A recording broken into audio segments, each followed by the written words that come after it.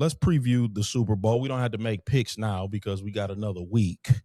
But let's take a look at I specifically want to focus on the quarterback matchup because we presumably have a young QB ahead of schedule. We've been talking a lot about Sam Darnold. This is a veteran quarterback.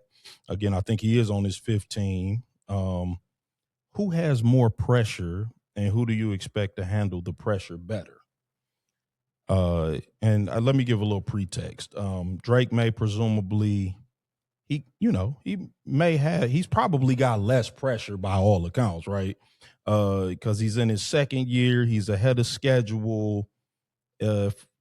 By all accounts, this is just the beginning, right? Right. That said, Joe Burrow would like a word, because and so would Dan Marino. Exactly. Yeah. No, there's no guarantee that you're getting back. Just because you get there early. But they did have a lot of things break for them favorably. But that I pointed out last week, that seems to be the New England way. Sam Darnold, by every account, has the more favorable situation. Offensive line is better. His defense has been better over the course of the year. Running back is more proven. Number one receiver is more dynamic. He has more reps as an NFL quarterback. He's played a tougher schedule in a tougher conference in the tougher division. And he's already played a game in that stadium and won once.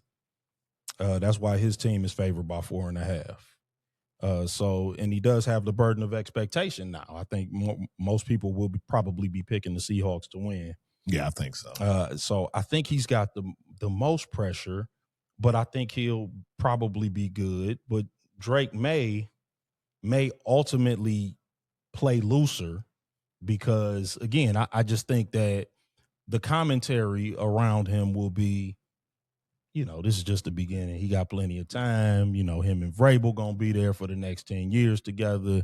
It's the best run franchise in the NFL. But what say you, man? Those are just some. Well, that's the thing, man. I need Drake Maye to tighten it up a little bit. He's been, kind of playing a little too loose with the football.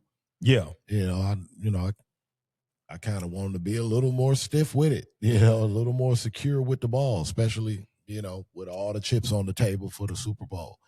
But to your point, I mean, the pressure, it would have to be more so on Sam Darnold. Yeah.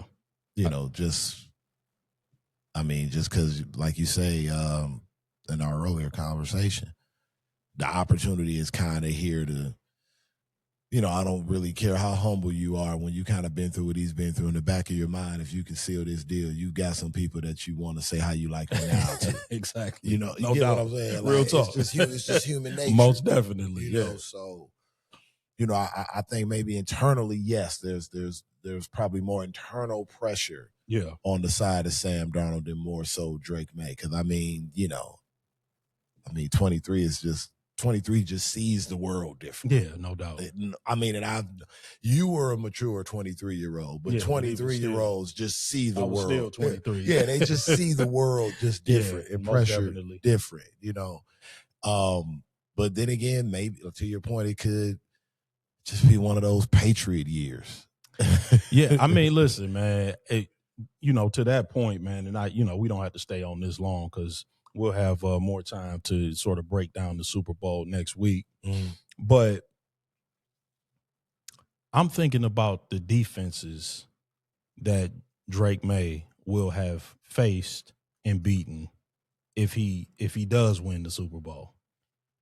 It's unbelievable because the Chargers defense is outstanding. Houston's defense was outstanding. The Broncos defense was outstanding. I know you got a backup quarterback, but still, that's these defenses, and then Seattle's defense is no walk in the park. They might be the best of the bunch. Yeah.